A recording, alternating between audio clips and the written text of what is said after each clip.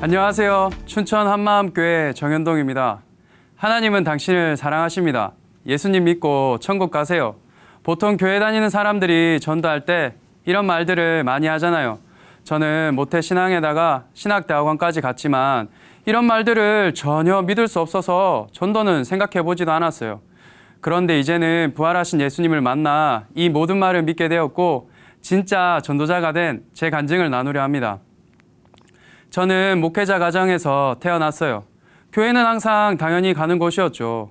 그런데 사춘기가 되니까 이유도 없이 교회 가는 게 싫어졌어요.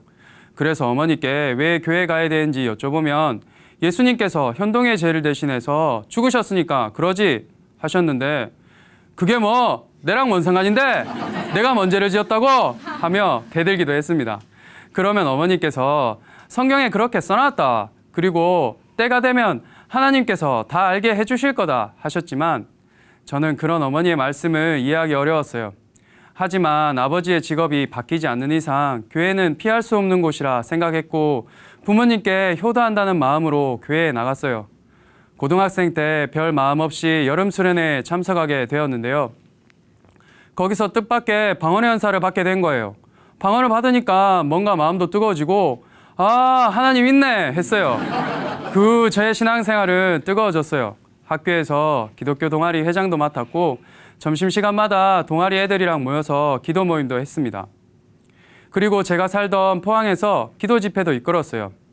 하지만 방언으로 불붙은 저의 신앙은 그렇게 오래가지 않았습니다. 저는 신학대학교를 갈 생각이었는데요. 그런데 아버지께서 세상에서도 믿음을 지키는 훈련을 해보는 것이 좋겠다고 하셔서 일반 대학으로 가게 되었습니다. 그러나 믿음을 지키기는커녕 입학과 동시에 음주 가무의 세계로 입문하게 되었습니다. 술자리가 너무 재밌더라고요. 취하지 않을 만큼만 마시면 된다는 생각에 술을 마시기 시작했어요. 그런데 생각보다 제가 술을 엄청 잘 마시는 거예요. 소주 4병에도 전혀 취하지 않았어요. 저는 취하지 않았기 때문에 죄를 짓지 않는 거라고 생각했습니다. 그때부터 저는 학교에서는 세상적으로 살고 교회에서는 신실한 목사님 아들로 변신해 이중적인 삶을 살기 시작했습니다. 하루는 나이트클럽에서 친구들이랑 열심히 놀다가 새벽에 집으로 돌아가고 있었어요. 그런데 그때 교회가 제 눈에 들어오면서 엄청 찔리는 거예요. 아, 내가 이렇게 살면 안 되는데 싶었어요. 그때 시계를 보니 마침 새벽기도 시간이었어요. 오랜만에 예배드리고 싶은 마음에 교회로 들어갔어요.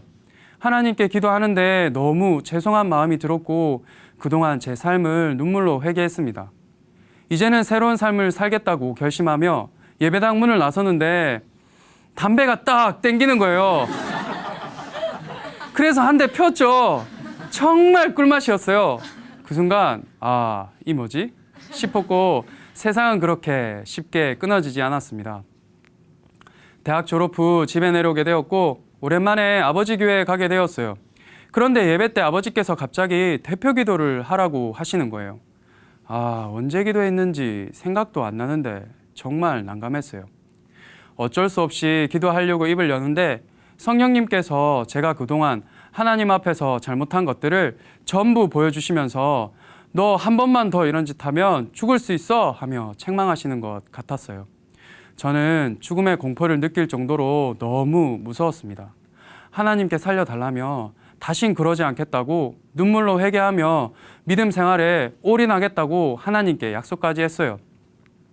그리고 저처럼 세상을 즐기는 사람들에게 예수님을 전하겠다는 결심을 하며 신학대학원에 입학하게 되었습니다. 그런데 막상 신학대학원에 와서 공부할수록 성경 말씀 중 의심스러운 게 한두 가지가 아니었어요. 나도 못 믿겠는데 어떻게 친구들에게 예수님 믿으라고 말할 수 있겠어요. 일생을 바쳐 예수님을 전하겠다고 신학대학원까지 왔는데 하나님에 대한 확신은커녕 의심만 생기니까 미치겠더라고요. 그러면 신앙서적이나 신학책들을 읽으면 도움이 될까 싶어서 서점으로 갔어요. 평소 학교 친구들이나 교수님들이 추천해 주셨던 좋은 책들이 많이 있었어요. 주로 하나님은 살아계시는가, 예수는 누구인가에 관해 쓴 책들을 샀어요. 그런데 막상 책을 사면서도 보지는 않았어요. 왠지 모르게 손이 가지 않았어요. 사람이 쓴 책을 읽고 하나님에 대한 확신이 생길 수 있을까? 만약에 이 책을 읽고 하나님에 대한 확신이 생긴다면 이 책이 성경이 되어야 하는 거 아니야? 책에서도 답을 찾기 어려울 것 같았습니다. 그리고 제가 겪은 체험은 다른 종교에도 있더라고요. 기도도, 방언도, 은혜도 하나님의 이름만 빼고 다른 신의 이름을 넣으면 얼마든지 가능한 일이었어요. 그래서 기독교가 진리가 아니라면 교회를 떠나야겠다고 생각했어요. 그렇게 다른 종교와 비교하는데 기독교에만 유일한 게 있었어요. 그게 바로 복음이었어요. 그렇게 많이 들었던 복음 말이에요. 예수님께서 이 땅에 오셔서 성경대로 우리의 죄를 대신해서 죽으시고 장사된 지 사흘 만에 다시 살아나셔서 승천했다는 건 말이에요. 근데 이걸 누가 모르겠어요? 다 알잖아요. 하지만 복음이 저와 아무런 상관이 없다는 것을 알 수 있었습니다. 그렇게 복음을 고민하다 포기 상태가 되었을 즈음 한마음 교회를 다니는 아내를 만나게 되었는데요. 저는 아내에게도 이런 고민들을 털어놓았어요. 그러자 아내는 같은 교회에 다니는 형제 한 분을 소개시켜 주었는데요. 그 형제는 지금까지 제가 살면서 만났던 어떤 분들과도 전혀 달랐어요. 복음에 강한 확신이 차 있었거든요. 함께 식사를 하며 대화를 하다가 제 마음속에 있는 고민들을 털어놓았어요. 정말 지푸라기라도 잡고 싶은 심정이었습니다. 그런데 그 형제는 저에게 하나님을 왜 믿어요? 하고 묻는 거예요. 그 질문을 받는 순간 저는 도망이라도 치고 싶었어요. 하나님에 대한 확신이 없었으니까요. 그 형제는 하나님을 믿을 수 있는 건 체험이나 감정이 아니라 예수님의 부활을 증거로 믿어야 한다고 하는 거예요. 왜냐하면 3년 동안이나 예수님과 함께하며 수많은 체험을 했던 제자들도 예수님의 죽음 앞에 전부 도망갔기 때문이었어요. 그리고 사도행전 17장 말씀을 보여주면서 예수님의 부활이 모든 사람에게 믿을 만한 증거라고 말하는 거예요. 진짜 충격이었어요. 하나님을 믿을 수 있는 증거가 있다는 말은 생전 처음 듣는 말이었어요. 증거? 증거가 있었다니 믿을 수 없었습니다. 하지만 부활이 증거라는 말에 이것만 붙들면 하나님을 분명히 믿을 수 있겠다는 생각이 들었어요. 기숙사로 돌아와 성경 말씀들을 다시 찾아봤어요. 예수님의 죽음 앞에 도망갔던 제자들이 부활하신 예수님을 만나고 나서는 죽음 앞에서도 담대하게 예수님의 부활을 전하더라고요. 못자국과 창자국을 보지 않고는 믿지 않겠다고 말한 도마가 부활하신 예수님을 만나자 나의 주, 나의 하나님이라 고백했어요. 그리고 예수 믿는 자들을 핍박하던 사울이 부활하신 예수님을 만나고 나서는 복음을 전하는 사도 바울로 변했더라고요. 그런데 예수님께서 부활하신 것과 제자들과 사도 바울이 변한 걸 다 알겠는데 예수님의 부활 사건이 실제로 믿어지지는 않았어요. 예수님의 부활을 믿고 싶은데 나는 왜 믿을 수 없을까? 정말 미칠 것 같았어요. 예수님 믿는 게 이렇게 어려운가 싶었어요. 그러다 지쳐 눈물을 흘리며 하나님께 기도했어요. 하나님, 저 정말 알고 싶어요. 하나님을 정말 믿고 싶어요. 제발 알려주세요. 기도하고 모든 것을 포기한 채 누워있는데 하나님께서 예수님의 부활 사건을 제자들의 입장에서 보게 하셨습니다. 요한복음 2장에 예수님께서 다시 살아나신 후에야 성경과 예수께서 하신 모든 말을 믿었다는 제자들의 모습이 그대로 보였어요. 예수님께서 정말 살아나신 게 아니라면 제자들이 목숨을 걸 리가 없겠더라고요. 그 시기 저는 결혼을 하게 되었고 춘천에서 신앙생활을 시작하는 것과 동시에 한마음교회에서 신앙훈련을 받게 되었습니다. 어느 날 한 형제가 저에게 예수님을 믿지 않는 죄가 얼마나 악랄한 죄인지 생각해 봐야 한다고 하는 거예요. 저는 복음을 듣고 부활하신 예수님을 믿었기 때문에 예수님을 믿지 않는 죄라는 말은 저에게 해당되지 않는 말이라고 생각했어요. 이미 예수님께서 죄를 다 사해 주셨는데 뭘 죄에 대해서 더 생각해야 하지 싶었어요. 집에 돌아와 이런 제 마음을 아내에게 말했는데요. 그러자 아내는 사도행전 2장 말씀을 말해 주었습니다. 그런즉 이스라엘 온 집은 확실히 알지니 너희가 십자가에 못 박은 이 예수를 하나님이 주와 그리스도가 되게 하셨느니라. 아내는 너희가 십자가에 못 박은 이 예수를 죽였다는 건 자기가 주인된 죄 때문에 예수님께서 죽으신 거잖아. 그럼 우리가 예수님을 죽인 거지? 했어요. 그런데 제 안에서 뭔가 발버둥치며 내가 예수님을 죽였다는 게 말이 되는 소리가? 예수님이 죽은 건 그때 일이지 지금 나랑 뭔 상관인데? 하며 죄를 인정하기 싫어했습니다. 그런데 아내가 예수님은 영원하신 분이잖아 하는 말에 성령님께서 책망하시는 것 같았고 제 마음은 그냥 무너지고 말았습니다. 그 순간 히브리서 10장 말씀이 그대로 다가왔습니다. 저가 한 제물로 거룩하게 된 자들을 영원히 온전케 하셨느니라. 영원한 제사로 영원히 온전케 하시려 저의 죄를 대신해 죽으신 예수님의 마음 앞에 굴복할 수밖에 없었습니다. 2000년 전 일이라 할지라도 예수님의 피로 영원한 제사가 드려졌기 때문에 나와 무슨 상관이야? 이런 말은 꺼낼 수조차 없는 말이었어요. 원래 내가 죽어야 하는데 예수님께서 저의 죄 때문에 죽으신 게 분명했어요. 내가 예수님을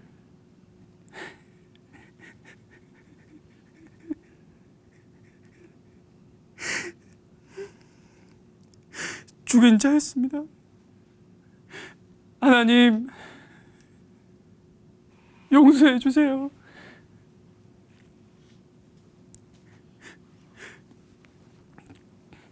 그리고 레위기 4장 말씀을 통해 하나님 아버지의 마음을 알게 되었습니다. 곧 그 수송아지를 외막문 여 앞으로 끌어다가 그 수송아지 머리에 안수하고 그것을 여 앞에서 잡을 것이요. 이 말씀이 제 가슴을 쳤습니다. 하나님께서는 자신의 아들이 채찍에 맞고 핍박당하며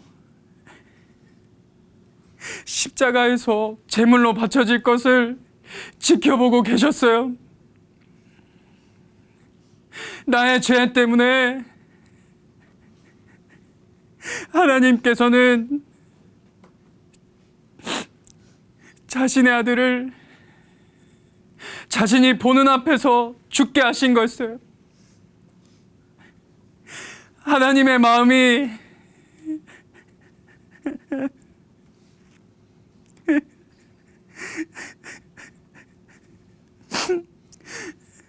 얼마나 아프셨을까?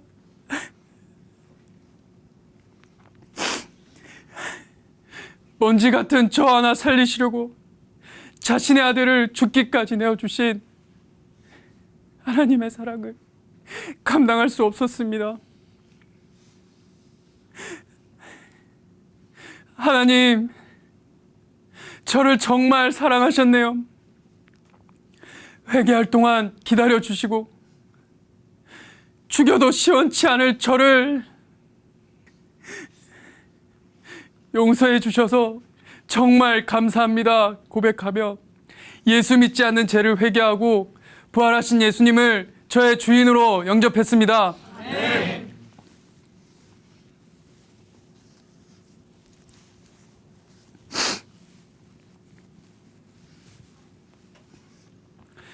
예전에 노방전도 하는 사람들을 보면 저 사람 왜 저래? 사람들한테 민폐만 끼치고 이러니까 기독교가 욕을 먹지? 하며 비난했어요.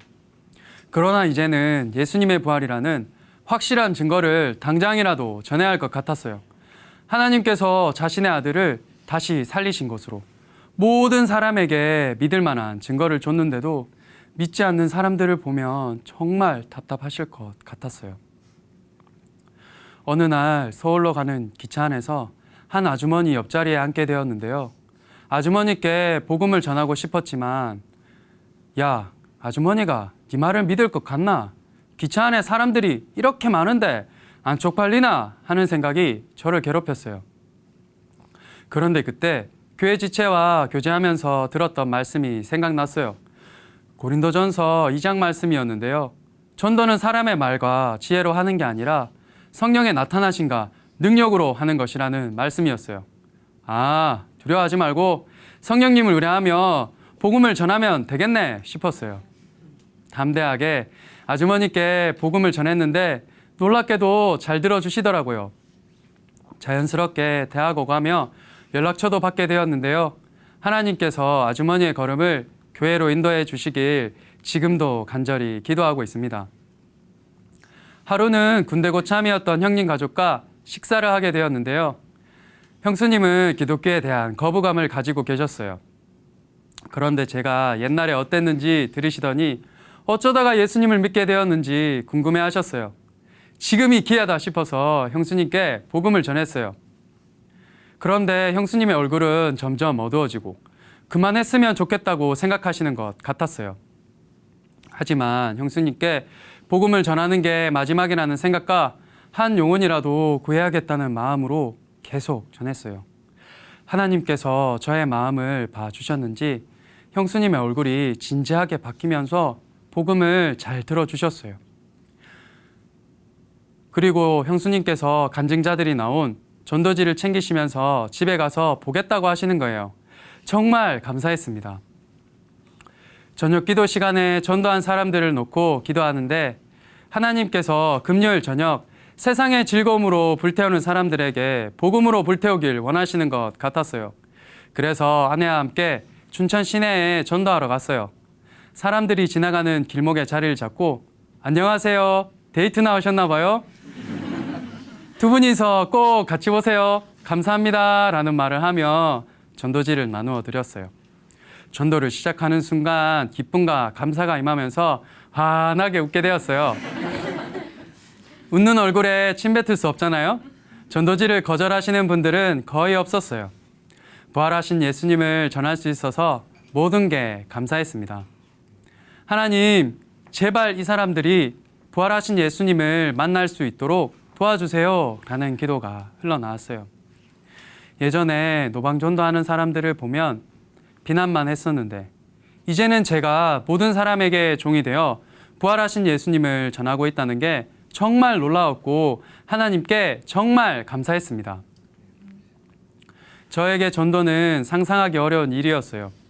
예수님에 대한 확신도 없었고 교회 다니는 게 부끄러웠으니까요. 이제는 예수님의 부활이라는 확실한 증거와 십자가를 통해 하나님의 사랑이 확증되니 가서 제자 삼으라는 예수님의 말씀처럼 믿지 않는 사람들에게 예수님을 전하고 양육하는 것이 저의 사명이 되었어요.